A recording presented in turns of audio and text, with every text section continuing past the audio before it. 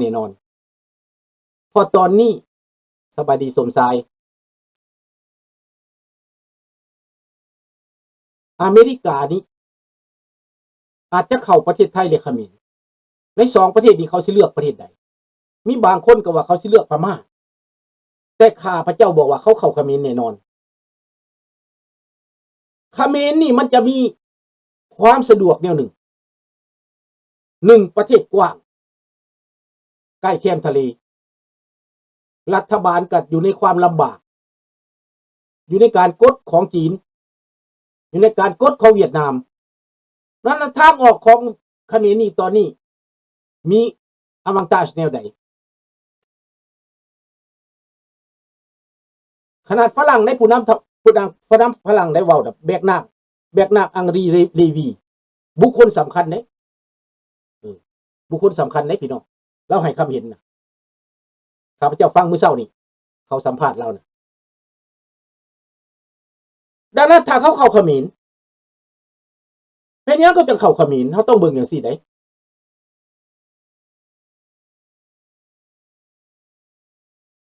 เช่นกันเลยว่าซั่น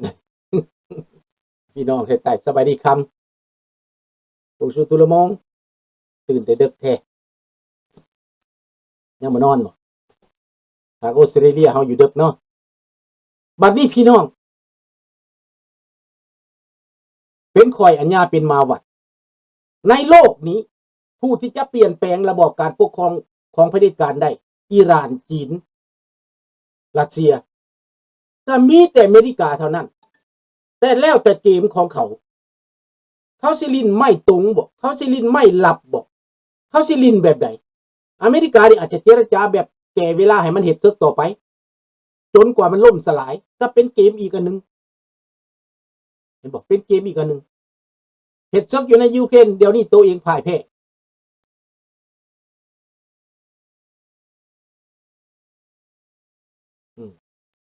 รัสเซียพ่ายแพ้แล้วปุ๊บแล้วจากแนวหน้าโดเนตก็ปุ๊บไปแล้วบ่ไหวแล้วตายมอสโกก็มืดแล้วไฟฟ้าบ่มี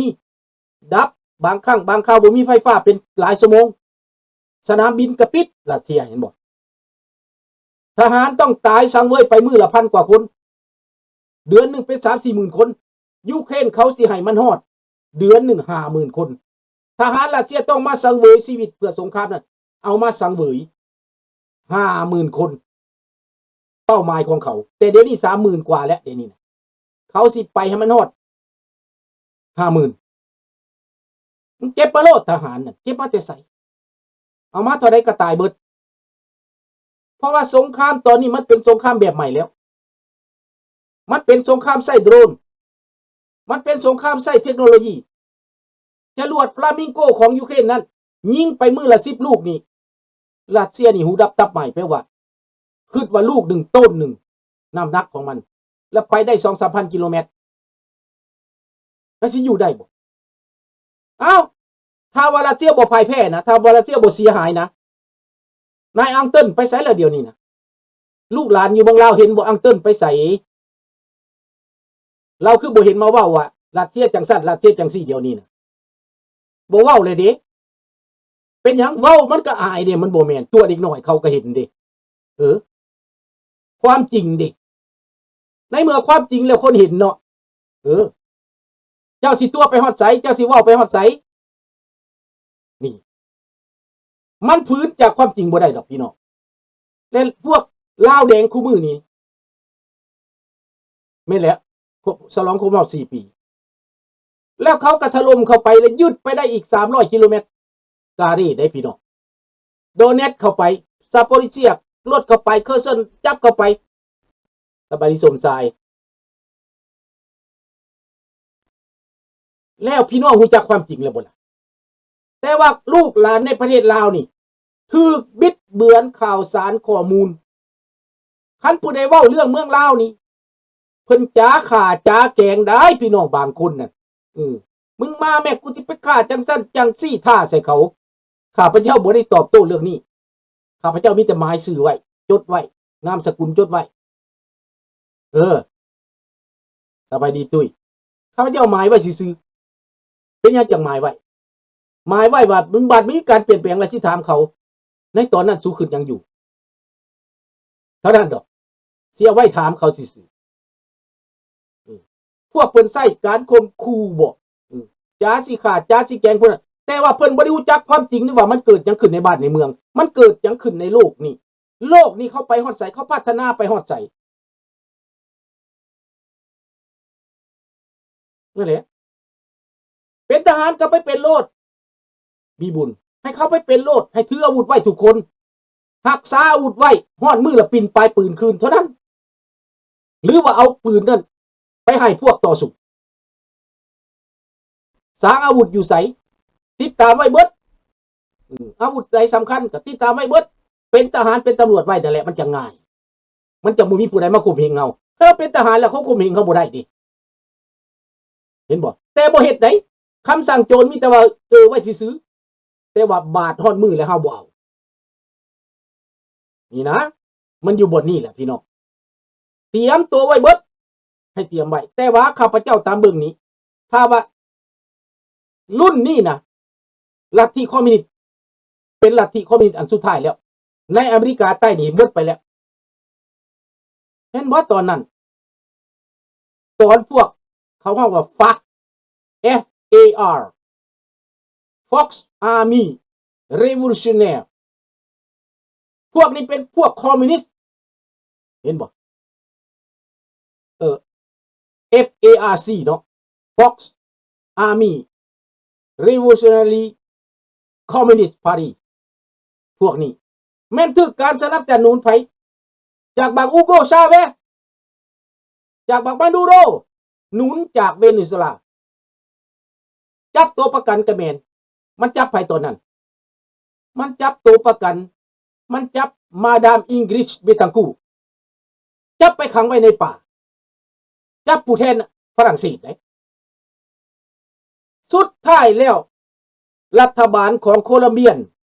ประธานอูรูเบข่าวนั้นไปปลดปล่อยเอาย้อนไปหลอกเอาจับเอามาจับทางพวกคอมมิวนิสต์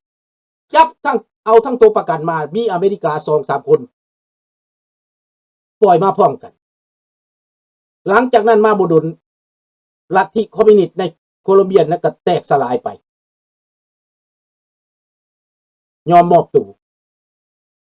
แต่ต่อมาอีกปีนี้เขาก็จับมารูไปอีกดังนั้นสภาพการในนี่เปลี่ยนไปแล้วยังเหลือแต่คิวบานี่เป็นเป้าหมายต่อไป next เป็นเป้าหมายต่อไป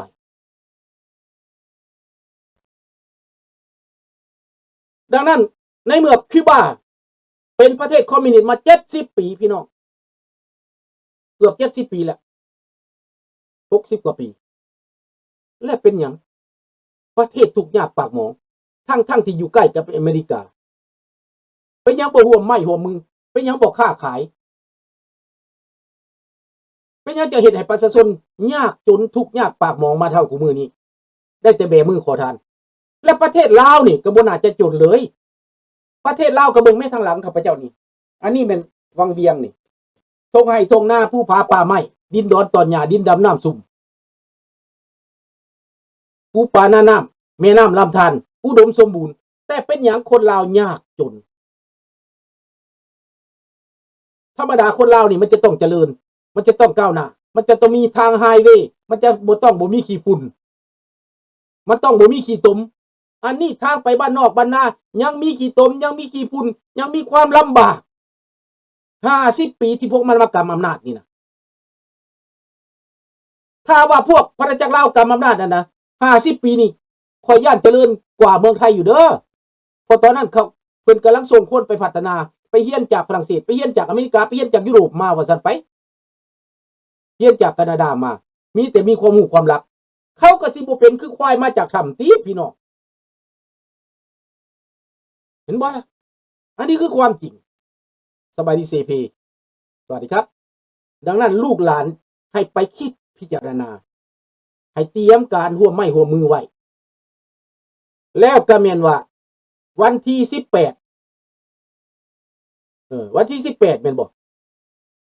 เดือน4แม่นบ่Aprilแม่นบ่คำ ว่าพวกทางราชวงศ์เพิ่นสิไปประเทศออสเตรเลีย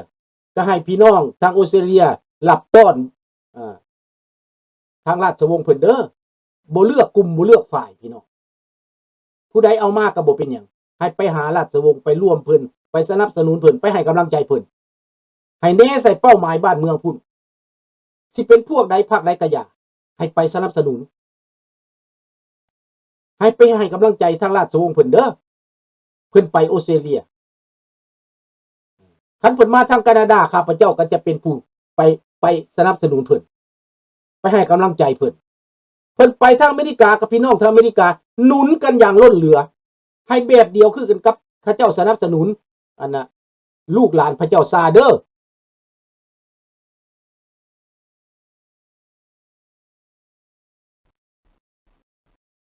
แม่นแล้วมันเอาออกใส่บ่ได้หั่นเป็นหยังเพราะมันกีดกันมันเอาแต่ลูกแต่หลานมันเอาแต่เส้นแต่สายมันลิ้นพักลิ้นพวกลิ้นเส้นลิ้นสายพวกพี่น้องมันกีดกันความรู้ความรักมันกีดกันทุกสิ่งทุกอย่างมันเฮ็ดให้ประเทศนี้ต้องตกอยู่ในภาวะอันยุ่งยากมันเฮ็ดให้ประเทศลาวนี่ตกอยู่ในความลำบากวันที่18 เดือน 4 2026เด้อพี่น้องเด้อเพิ่นไปหั่นเด้อให้พี่น้องทุกรัฐทุกเมืองเต้าโฮมกันให้มันแน่นหนาฝาข้างให้เป็นขบวนซักทุ่งชาติขึ้นและพาเพิ่นร้องเพลงเด้อชาติลาวตั้งแต่เดิมมานี่ตั้งรักเสาใหญ่ๆเด้อซักขึ้นโลดและเตรียมการให้ประชาชนคนลาวในออสเตรเลียนั้นให้ได้ยืนร้องเพลงชาติเตรียมร้องเพลงชาติไว้แต่เดี๋ยวนี้ชาติลาวตั้งแต่เดิมมานั่นออกก็ได้สกันให้มันเก่งเด้อพี่น้องเด้อโอ้ก็อยากไปเต็มที่อยากไปห่วมเนาะแต่ว่าข้าพเจ้ามีภาระหลายเด้อยากไปห่วมอยู่อยากไปยามเสี่ยวนำแต่ว่ามันสิเป็นแนวใดก็คือเบิ่งก่อนเนาะภาระทั้งนี้ก็บ่แม่นธรรมดาเด้เอ้าพี่น้องคิดว่าจังใดก็ขอให้เอาอกเอาใจซอยและลูกหลานทางประเทศลาวนั้นให้พากันเข้ามาทางนี้เด้อเข้ามาทาง Facebook นี่แหละคันฟังก็เข้ามาทางนี้คันเบิ่งบ่ได้ตอนนี้ก็เบิ่งคืนหลังก็ได้แต่ว่าเบิ่งตอนนี้น่ะดีเบิ่งตอนเด็กนี่น่ะเฮาจะได้ถามคันบ่ถามก็เบิ่งฟังติดตามเนาะข้าพเจ้าเห็นว่ามันมีประโยชน์ทาง Facebook นี่ก็ได้ไล่สดไปเทื่อทีเดียววานนี้ผ่านไปนั้นกลับมาเบิ่งมื้อเช้านี้ 30,000 กว่าวิวแสดงว่าเพิ่มขึ้นเนาะในตัวนั้น 1,000 2,000 3,000 4,000 อย่างเก่งก็ 4-5,000 ไปแต่ตัวนี้เป็น 30,000 40,000ถือว่าทาง Facebook นี่คนเข้าถึง access ประชาชนลาวประชาชนไทยเข้าถึงว่าซั่นไปและคนเห็นดีเงินถ้าว่าต่อไปเฮ็ด TikTok ได้ก็สิเฮ็ดเนาะแต่ว่าเอา Facebook นี่แหละพี่น้องเอา Facebook นี่แหละ